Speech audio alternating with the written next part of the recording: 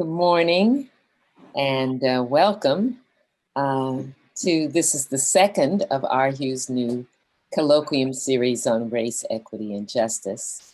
And I'm Bonnie Thornton Dill. I'm Dean of the College of Arts and Humanities, and I'm a professor in the recently renamed Harriet Tubman Department of Women's Gender and Sexuality Studies. So this series is a part of RHU's broad initiative on race, equity, and social justice, which is developing goals related to the eradication and dismantling of structural racism and strategies to ensure equity and justice throughout the college, campus, and community. These include transforming curriculum and scholarship, reducing discrimination in teaching, research, and service, and expanding the impact of RHU's work, which has been long time and continuous on racism, anti-racism, equity, and justice through community and other partnerships.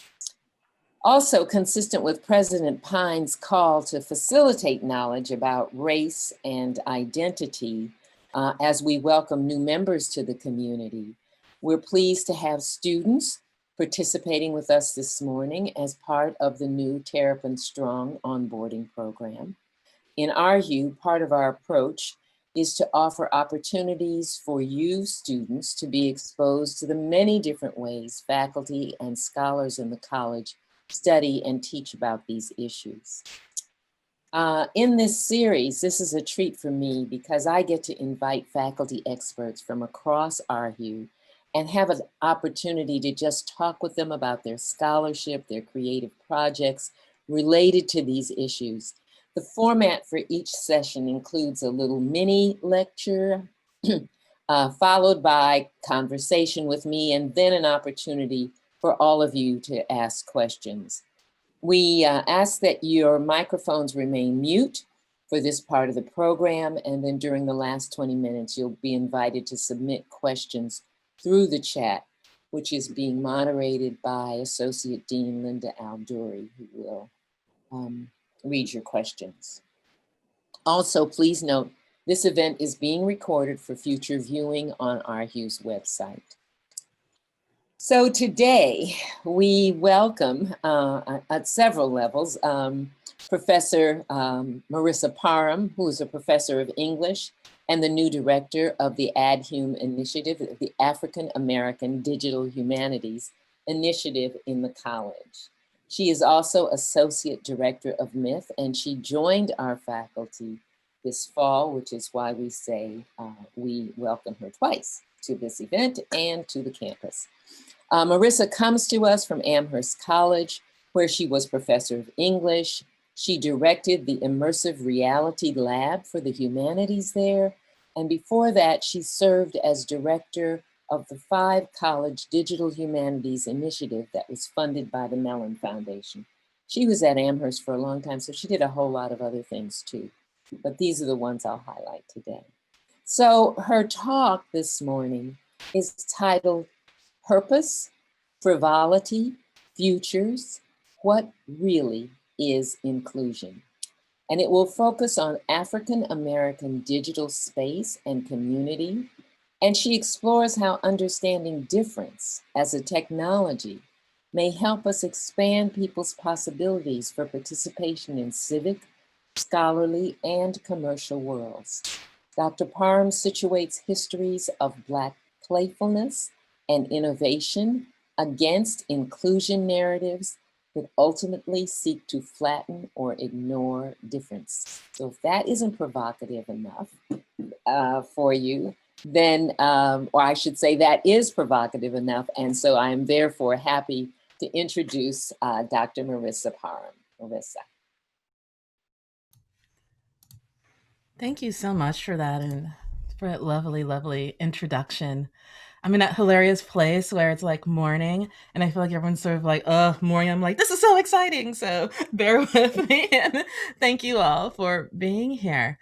I was thinking I'm just going to talk for a few minutes, about a little bit less than 10 minutes, and then we'll move into our conversation. And I was thinking just to start, and just in the interest of sort of a provocation, I'm going to say a little bit about my work. And by way of doing that, I'm thinking I'm going to just say this quick thing. Believe me, I'm not going to read to you for 10 minutes. So, but fair warning, this is just a piece that's adapted from something I published last year called Sample Signal Strobe. And I'll pop the link in the chat later in case anyone thinks it's relevant. But I like it because it helps me sort of summarize a lot very quickly. And I have imagination. Speaking with Dean Thorndale is just so amazing that we're going to have like a lot to talk about. So I just want to have like a grounding sort of discursive get started moment, if that makes sense.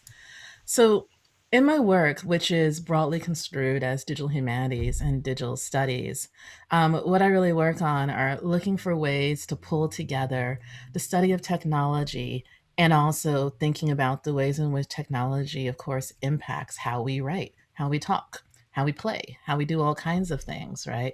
And it's important to understand that, in my understanding, technology, or not just in my understanding, that technology really is writ large. The example I always use in my classes, which feels very like, fast and off the cuff, but it's actually incredibly important. A pencil's a technology, right? So I'm always really, sort of careful to be clear that when I'm talking about technology, I'm not just talking about like the cutting edge of the digital, which of course I like to work in and I like to teach people like how to use and make AR and, all these things. But it's really important to understand that paper is a technology, pencil's a technology.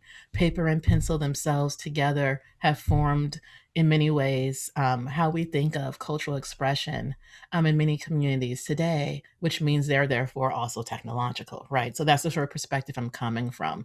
A way I often think about it is a way of thinking about the technological sometimes is simply when you have to take into account what your life is like when a thing is gone.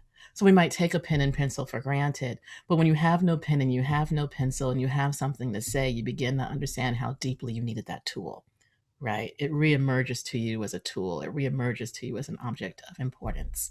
So today I'm thinking a little bit about what it means to put difference in that space.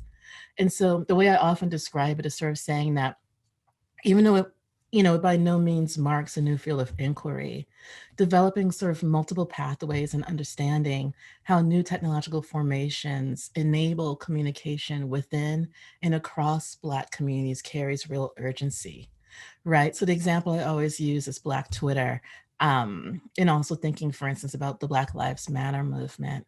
And we're thinking about how such work is particularly interesting when it's set alongside dominant narratives that also often sort of really forefront the notion of a digital divide. And to be clear, I take the notion of digital divide incredibly important, like the question of access, the question of what kinds of technologies people even feel enabled to have a right to, and so on, is critical. As we're looking in this moment of COVID, for instance, of distance learning, we understand the full implications of the digital divide. But it's very important to understand that the digital divide is structural, right? We don't have a digital divide because there are populations who don't know how or wouldn't know what to do with advanced technologies. We have a digital divide because we don't have an infrastructure that supports access. And it's really important to always hold those things separately and to never take one for the other. So a lot of what I'm talking about here is what it means to not take one thing for another, to really properly identify the source, right? In my work previously at Amherst, for instance, diversity officer, I spent a lot of time doing disambiguation, right? Which is a big word, disambiguation. Let me find another word. Trying to make sure that people didn't get to substitute one thing for another. Right. So again, that when you're talking, for instance, about the digital divide, or you're talking about gaps, for instance, in student performance, that we're careful to separate out the things for which an individual can be responsible from the things that have become a precipitate of a system out of which the person has emerged. Right. And this is important because even as we want to think of ourselves as individuals, as humans, the whole thing, we have to also be able to account for the ways in which we're also operatives in the system. And it's a system over which in many ways, rather, we have control. So while it's critically important to assure that African Americans have seats at the financial, intellectual, creative and technical tables that constitute, for instance, the tech industry, and frankly, digital humanities and the humanities in general, it's also concerning that there's so many narratives around Black technological deficit, but seldom acknowledgement of the wave of Black technological accomplishment.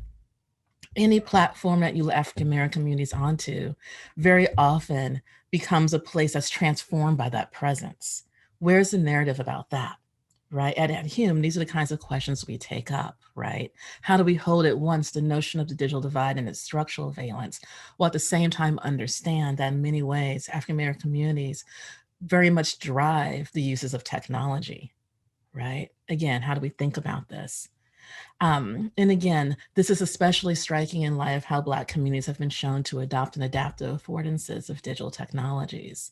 Indeed, when we're talking about social media technologies, we would argue, or I would argue rather, that Black youth are so much at the cutting edge that you almost wonder if they're in fact ahead of the technology, right? The technology is actually striving to catch up with them, right? How do we think about that? How do we disambiguate around this, right? But I also have to say, as someone who sort of works and, struggles in, but also thrived in institutions, it's important to think about what it means to actually take this perception seriously. How do we operationalize? What kinds of critical structures might we distill from thinking about, for instance, technological adoption as a kind of Black cultural process, right? As a practice, right? And so in my work, I often talk about digitality. And it's a way of thinking about how for many African American communities, because of, forced migration, thinking about the Middle Passage of slavery, thinking about various moments of economic shifts, for instance, the Great Migration from the South into the North for many, thinking about how those, in fact, imbue those communities with a deep understanding of what it means to be digital, what it means to be dispersed, what it means to take pieces of things and have to remix them into new things, how to make often something out of very disparate materials. And again, how to take seriously the lessons that the larger, for instance, US culture learns from this. Right. Because ultimately we have to care about operationalization, right? We have to care about how we in fact make things work, right? I mean, one thing I've said in other contexts is that, one problem we often have when you're doing diversity work at the institutional level is that I do deeply believe that a great many people want things to be different, that they want to be different, right? But because we don't often give people the tools through which to actually produce that difference, right, that different world, most things, in fact, become a reproduction of what they've already had. Because most of what ends up becoming a sort of diversity work is really about figuring out how to bring more people in, right? How do we get more African Americans here? How do we find more people who identify as Latinx? How do we get more people in the room? I actually think that impulse is incredibly important. But how do we think about what happens once you have them in the room? Right?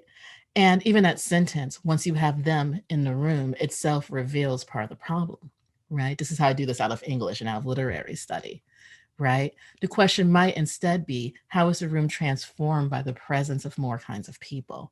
And what do we make in this new space? And what does this new space make possible? For the coming year in Ad Hume, I'm really been thinking about what this means with my team and thinking about what it means to take the ways in which African American communities have been able continually to operationalize play itself, right? Because in Black communities, play is really serious. And I'm going to be very clear about this. It's play like playful, right? But it's also play on language and play fighting and play cousins. Play occupies a really important space, and the scholar Kira Gaunt talks really beautifully about this. Play includes, right, the ways in which people dialogically experiment with each other, right? So you say that thing that, is awkward to tell about, someone's outfit, and you have to say the awkward thing about how the outfit doesn't work. And you kind of say it, and then the person's like, oh, and you go, I'm just playing. I mean, right? And that moment of I'm just playing is a way of marking the space that's been created in which the thing that previously may not have been allowed is allowed to emerge, but it's also retracted, but only slightly because now it's in the air. It exists, right?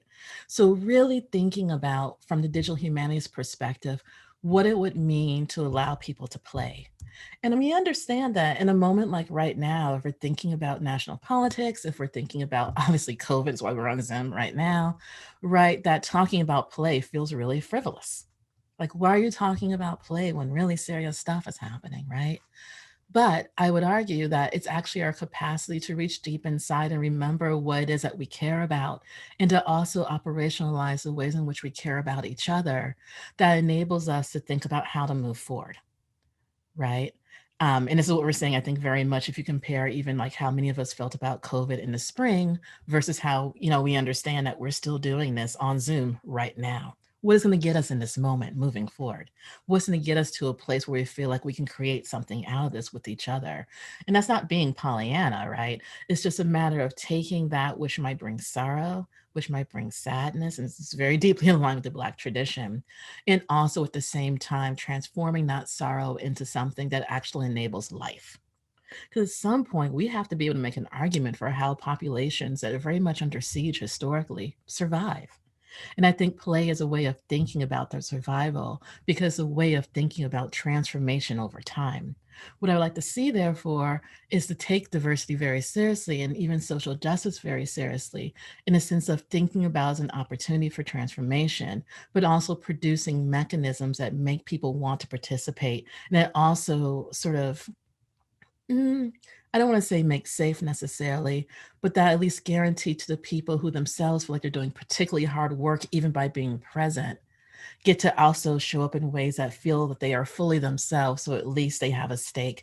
And at least we can also argue, therefore, that it was worth it. So I went exactly like 48 seconds over when I said I would. So I'm going to pull back there and let's talk. Thank you.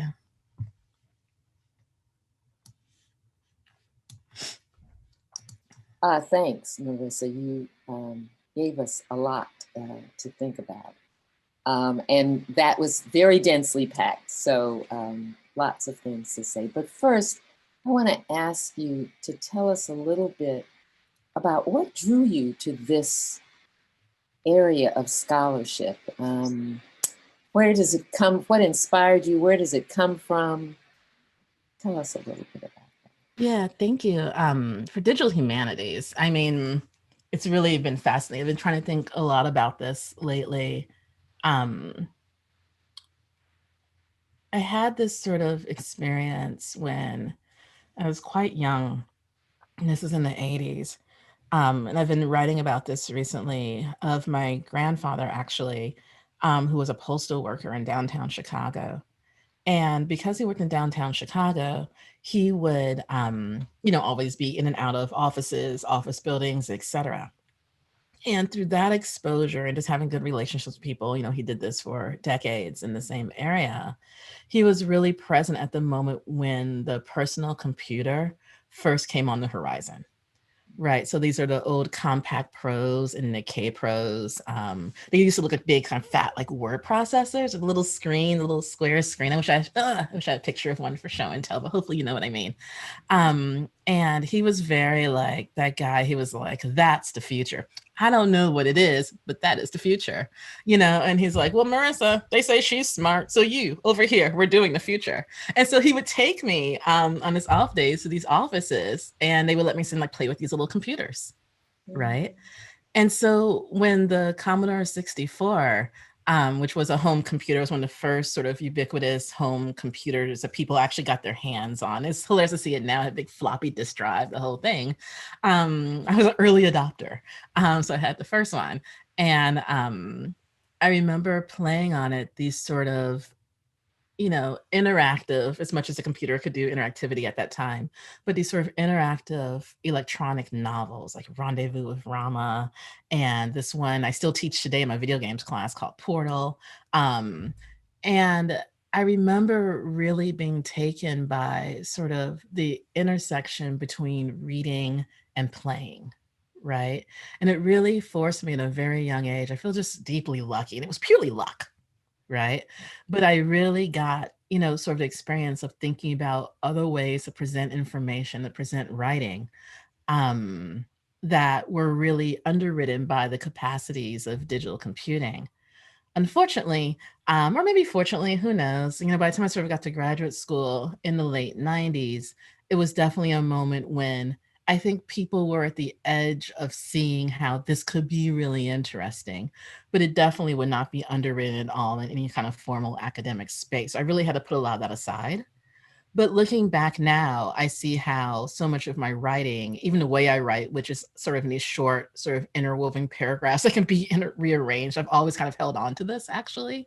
And so I've been thinking more over the years and is simply how to spread this to more people. And as sort of digital technology and thinking about digital stuff becomes sort of, again, more ubiquitous, what are the kind of interventions coming off my particular experience as, a young African American girl who's deeply immersed on the one hand in this narrative of achievement, but also at the same time, that narrative achievement is also tied to a narrative of experimentation.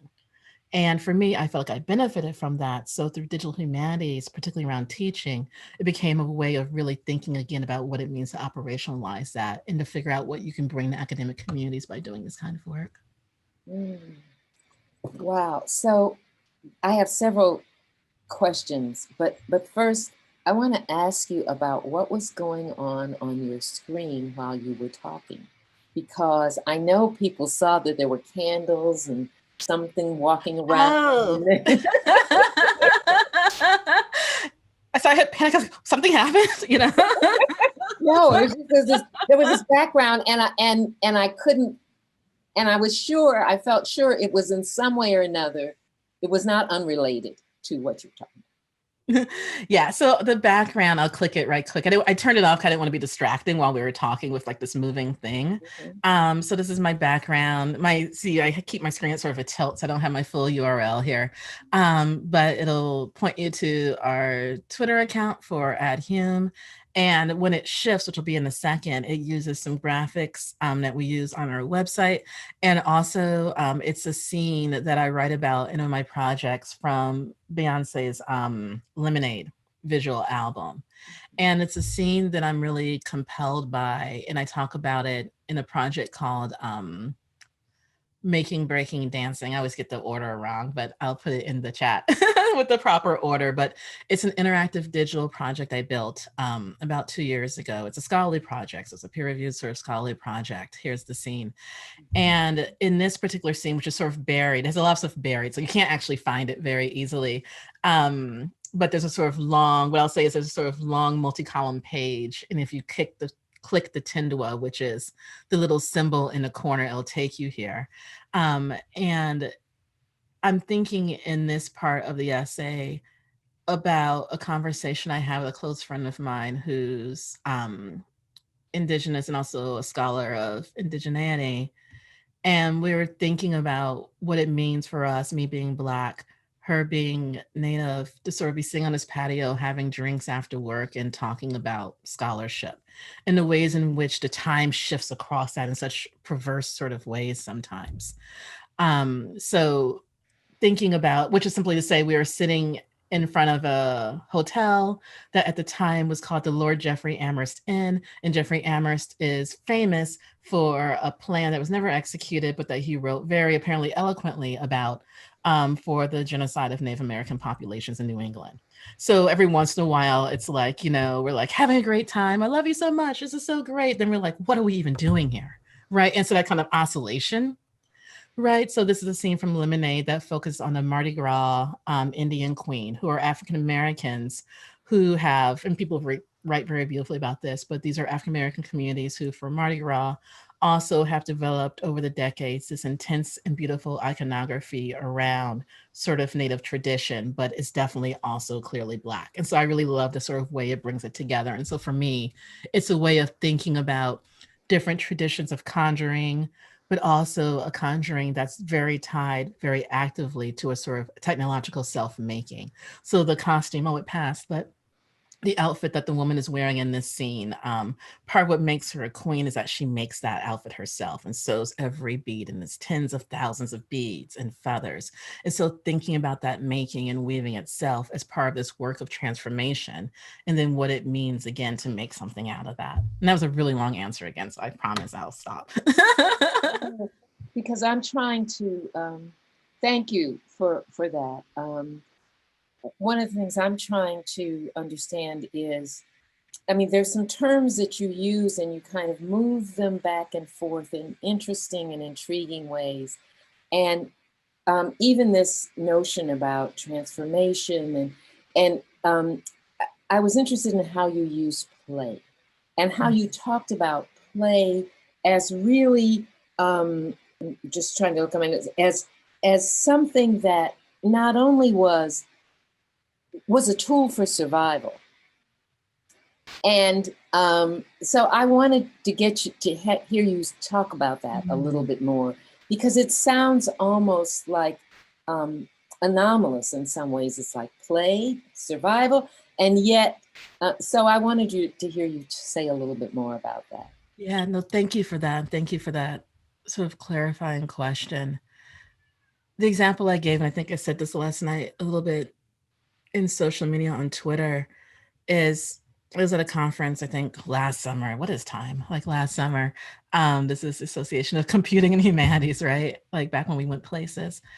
And I remember having this one sort of blurted out about so for so many sort of BIPOC scholars, so thinking about how most of the work they talk about in terms of what they deeply actually care about in really profound ways on the level of scholarship, right, is usually the more experimental, um, autoethnographic, thinking about how to integrate their own complex past sort of work, but how that work is almost always kind of on the side.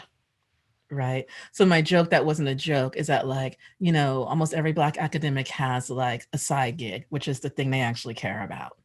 Right. And the side gig is still academic and the side gig is still scholarly and all the things. But because it doesn't quite fit into the pathways they imagine, rightfully, that they imagine toward tenure and toward other kinds of long term employment contract, there's a way in which it always gets put off to the side.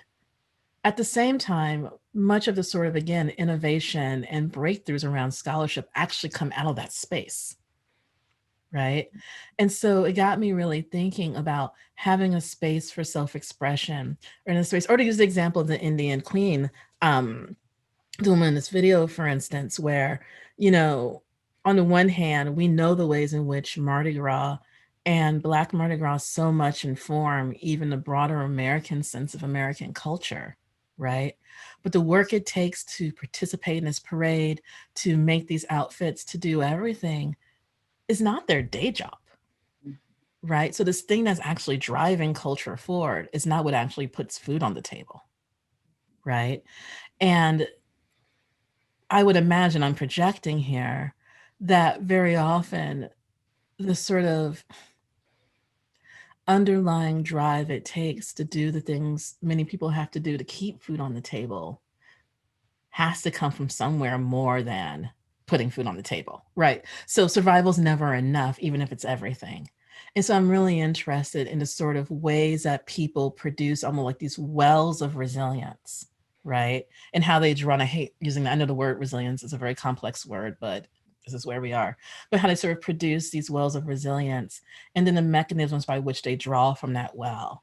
The next step for me is thinking about how we produce spaces in which people can draw from that well and put food on the table, right? For lack of a better way of putting it. And that's why so much of this actually has to come back to a systemic conversation, because there's a way in which we think of so much of people's work, and this is racialized, especially also gendered as well.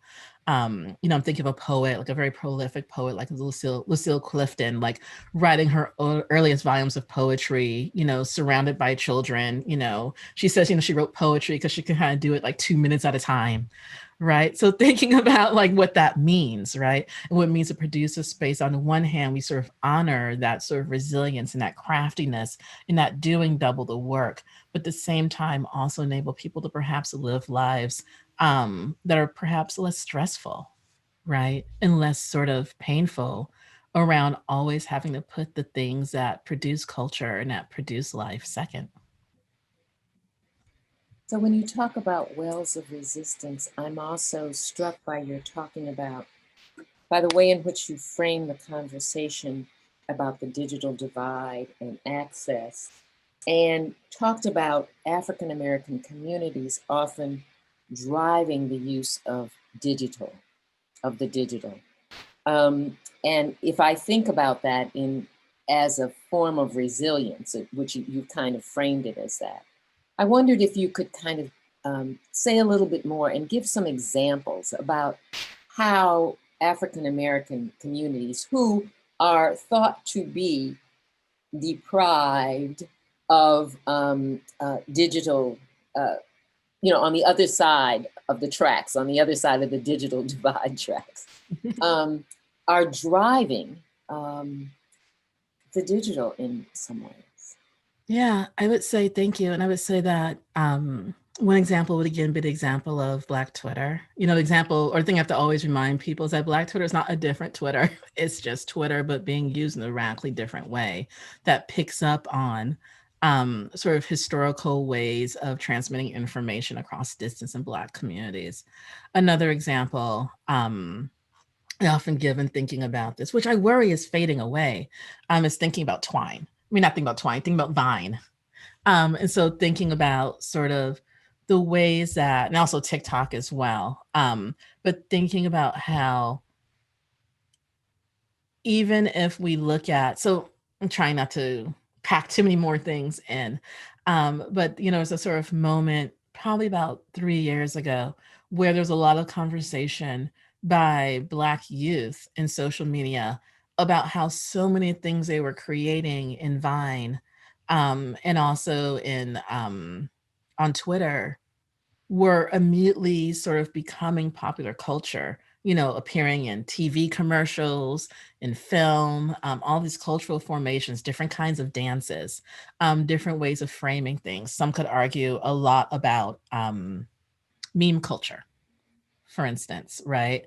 And the transaction of memes and GIFs as a way of responding to things, for instance, like making of GIFs, making of memes, etc., have been hyper normalized.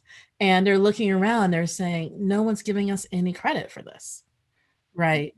It's not citation, much less any cash, right?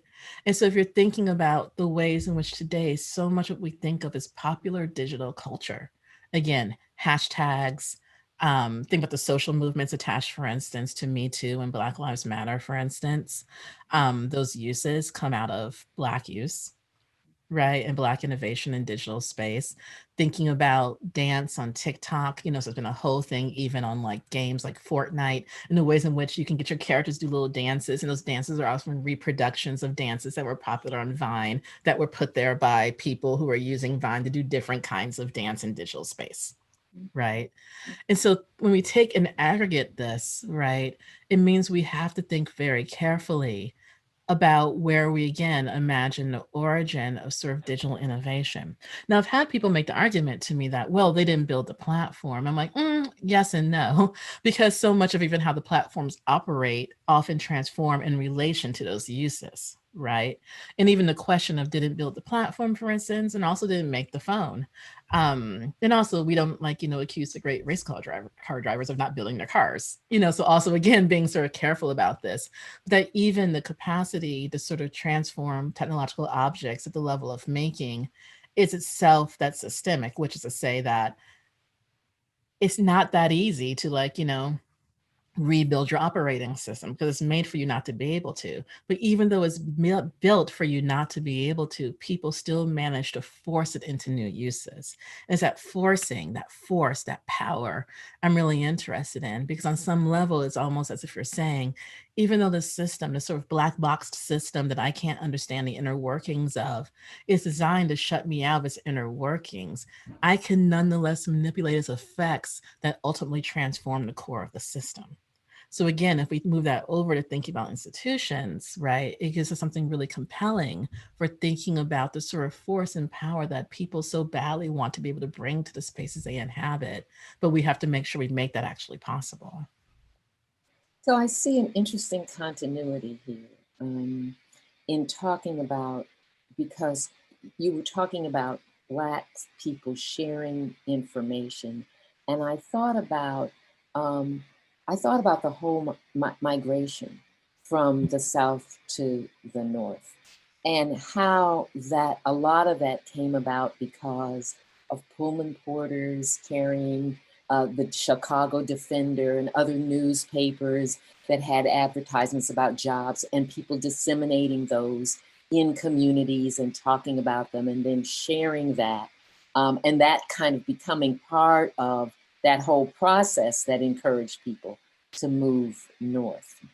And I hear you saying, I see some similarity here. And the interesting thing is, it's like, who's paying attention to this? You know, who was paying attention until all these Black people ended up in northern cities to a whole movement that was occurring, and that there was a lot of stuff going on underground that nobody paid attention to. So I just, you know, I mean, you're paying attention to this clearly. No, I hear you. But I just wonder about that. It's just a thought. That's really amazing. And it's so like go digital for a minute, sort of digital studies. But if we're going back to thinking about the digital as a way of thinking about how people move across and move information across space and therefore also transform the spaces of dissemination, it's interesting to think about those train systems, right? And there's no, sorry, I'm sparking now, but as you were talking, I think so much that's tied to sort of the ways I was impacted, particularly, for instance, by my own grandparents growing up in Chicago, is that, both of my grandfathers worked as Pullman porters and then became postal workers, Mhm, right? mhm, And mhm. that story of that movement across race is part of my story in deeply segregated Chicago, of how I ended up as a little Black girl in an office building in the 80s. If you're from Chicago, you should be like, what's happening? Right? Playing with a computer. Right.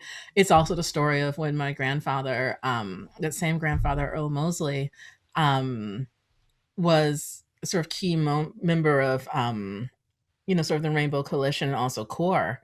And a lot of his like work of even disseminating information across communities and petitions and et cetera was just from knowing everyone everywhere, because he walked those streets every day as a postal worker. Right. So the ways he could carry pamphlets, information, and even just chit chat.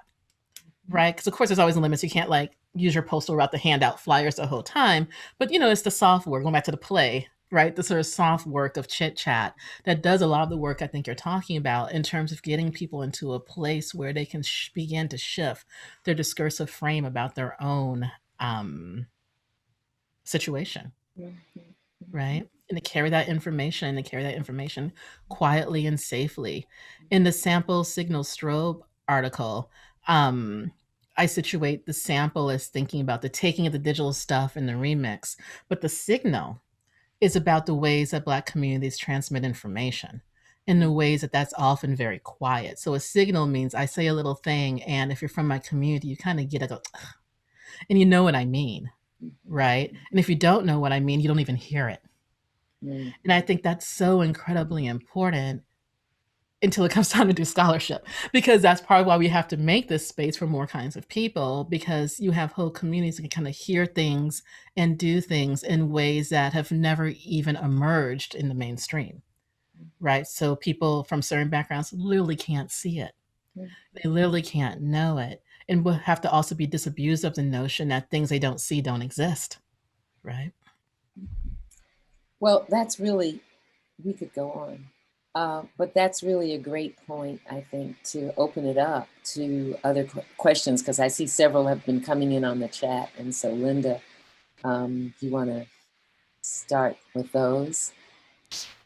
Sure. Thank you so much, both of you, for this engaging conversation. And I think, let me start by saying that there seems to be a theme in a couple of these questions, which goes back to the notion of play.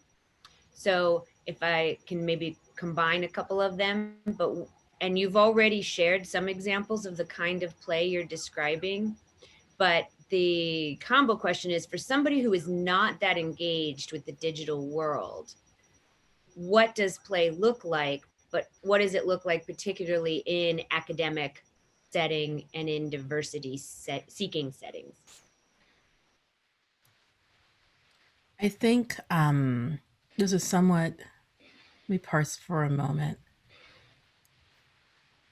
I would say that I'll combine a little bit. So, in an academic setting, from a sort of perspective of thinking about diversity, I would say that it means, and I've written about this in American Quarterly, in a kind of very flat article about the evaluation of digital scholarship. But in it, I'm trying to talk also there about the conditions under which institutions, departments, deans, provosts, etc., are willing to underwrite process, are willing to underwrite experimentation, and to do it across disciplines. And I know it feels like very easy to say that, and everyone imagines in many ways that they do. But again, I do believe deeply that there are ways, and we've done some of this work in digital humanities, of on the one hand, upholding experimentation and process, right? So imagine getting the tenure and you're not done with your project yet. What does that look like? For instance, to give an easy example from an academic perspective, while at the same time also making sure that that kind of spaciousness is allowed. That means in sort of transforming necessarily sort of the standards through which, or not even the standards, transforming the criteria through which assessments are even made. Right. And that's what's so hard. So part of how I end up in sort of diversity officer lands is because, sort of working with these ideas and doing these things in class and sort of realizing that when you're really talking about operationalizing and doing things differently, you have to really work toward helping people understand what it looks like at a systems level. Because ultimately, this is why you can have moments of, I'm sorry to do this and be all like academic-y for a second, but that's that moment of like the department chair who just throws up their hands and says, well, that's just how it works. That moment of just, that's just how it works hits different people so differently and so deeply. Because for some people, that's just how this works is flat, right? Still kind of sucks, but you kind of get it, whatever. For others, right, if you're in this sort of nexus of having poured like, your feeling of, your ability to even participate in the system into the presentation of the things you care about, that this is just how it works is also a commentary on their full academic lives, right? So that's a very long way of saying that if we're thinking about this question from an academic standpoint, from a diversity standpoint, it's really about helping people who are already on the ground, one, sort of assess their relationships to questions around inclusion and justice, and two, to sort of move away from the notion that successful inclusion is going to mean everyone operating the same way on the same terms, right? Which means we need far more heterogeneous systems of assessment, but also ways to still feel that, yes, we're meeting standards of rigor, while at the same time, I'm repeating myself just a little bit, we can also think in broader terms. Thank you. The next question, and this is a two-parter, but let me just ask the first part first. You have alluded to how African Americans and other underrepresented groups have additional burdens as they engage in academic productions. Can you speak to those burdens?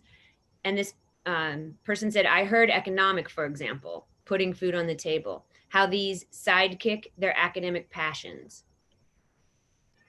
So the question, I think, is what are the burdens? What are the additional burdens? And perhaps maybe then how do they sidekick their academic passions, and how might they be dismissed by institutions? Yeah, the additional burdens question, even though I put it out there, I can't answer that because I think I'm not going to make a claim on the homogeneity of like Black life. People have very different lives and different class backgrounds and etc. Even different resilience backgrounds, right? So we can't flatten it out that way. I don't think the question is going there, but just for the sake of time and to be clear, I would probably shy away from that. But I can speak to a notion, so that's putting food on the table. In terms of additional burdens, I think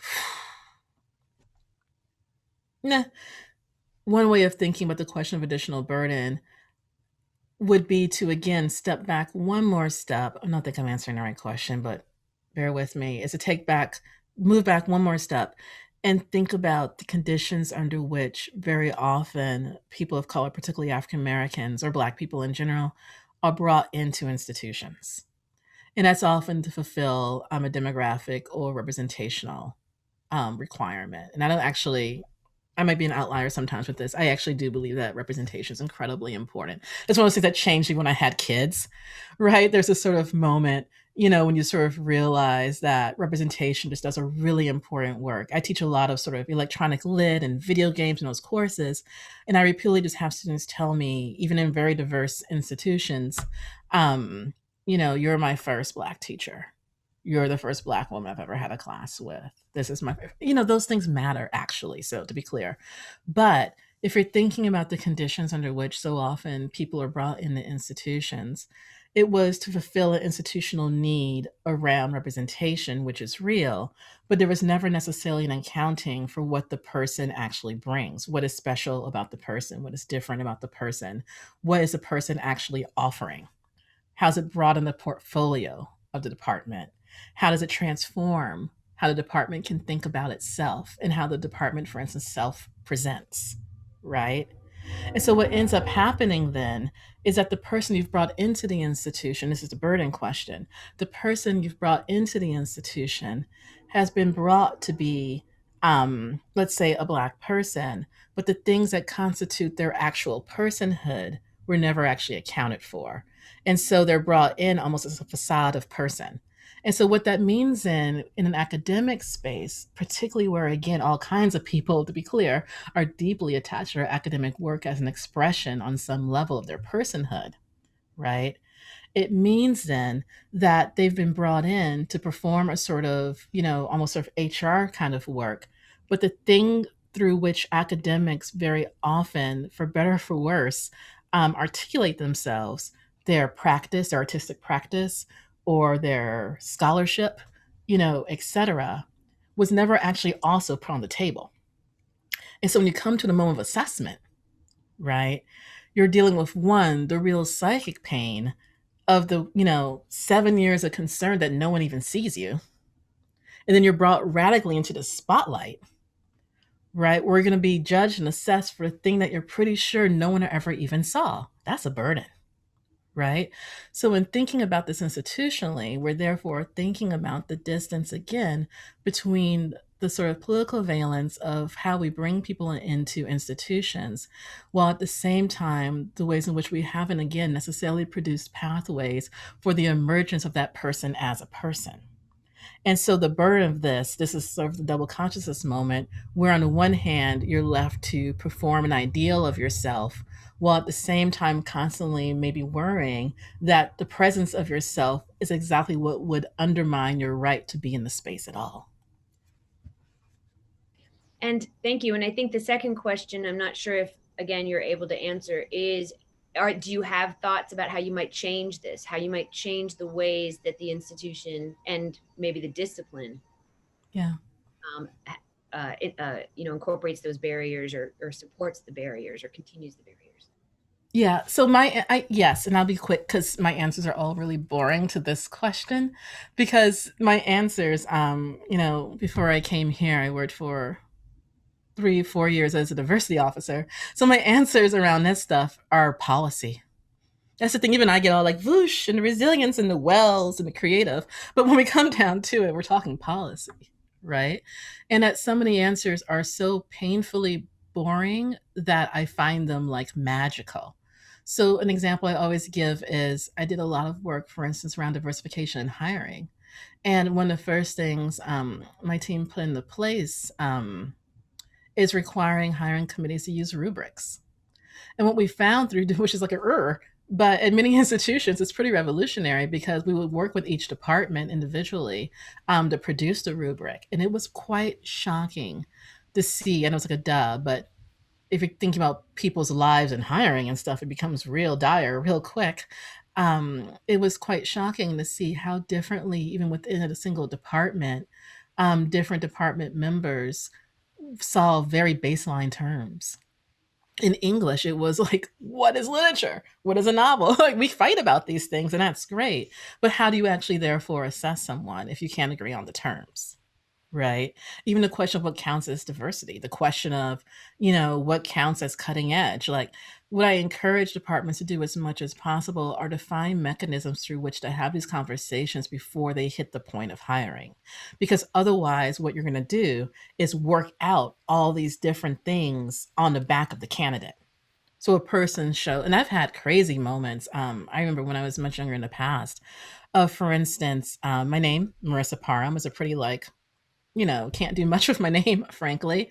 And I would show up and I would immediately, I've had people say things like, well, do you have a middle name? And I'm like, no, but talk to my parents. I don't have a middle name. Like, do you have a middle name? And like, well, you should make your middle name something blacker so that people would know before you got here.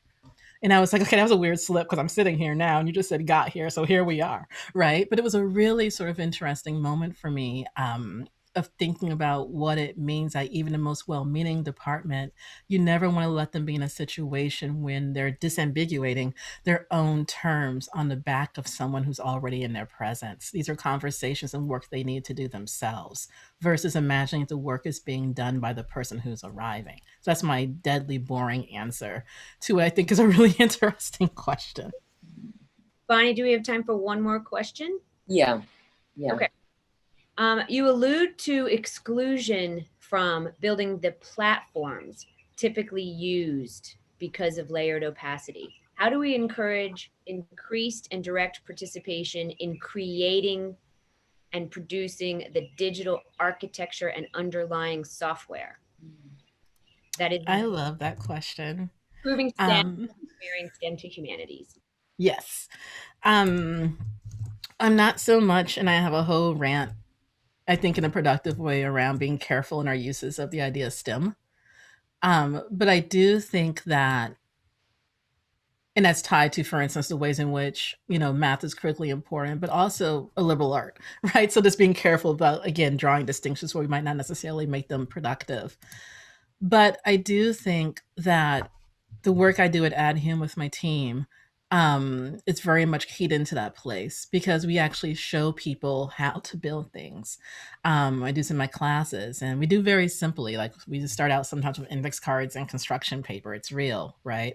But sort of thinking about how you begin to reimagine the needs that you bring to a system and use those needs to build new systems. That was a very vague answer, but that was a way of simply saying that through small scaffolded exercises, through workshops that we'll be doing through AdHum all throughout the coming year. I'm doing one in 2 weeks, on interactive fiction, that you can begin to show people how to actually make things. And it doesn't mean you have to like recreate, like you don't have to go like found Apple or Microsoft or something, but you can do little things at a local level that help you think more structurally. And we're taught to do this linguistically. So I'm thinking, so that's just a way of saying, like, in high school, you might learn the 5 paragraph essay, and then you get to college and you learn inductive writing, which is different. And you can compare those systems and you build a repertoire, right, of different kinds of writing. We can also do that around a lot of digital technology and digital understanding, to help people build a repertoire of the kinds of programs they want to be using, of building new kinds of platforms. So the platform question, maybe partially what I hear in that, is a program, I mean, it's a project I built last year called Breakdance, where I wanted to experiment what it meant to produce digital scholarship through its own platform. So, not using WordPress, not using Twitter, not using Facebook, et cetera, and to really think about what it would mean to sort of build a project of inquiry from the ground up. I'm popping in the chat, I've named several things, but this is just a link to my website where you'll find places to click, that talk about scholarship, because I do think, that being able to build things is critical. It doesn't mean, again, that to drive a car, you have to know how to build a car.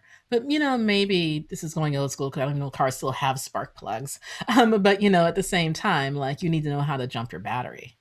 You need to understand how to change a tire. And we accept that. And so, again, it's a somewhat of a overly simplified, metaphor, but I do think there are things that we can teach in our classes to help students understand that the platforms they work with are themselves technologies that can also be broken and remade into something new. Thank you very much.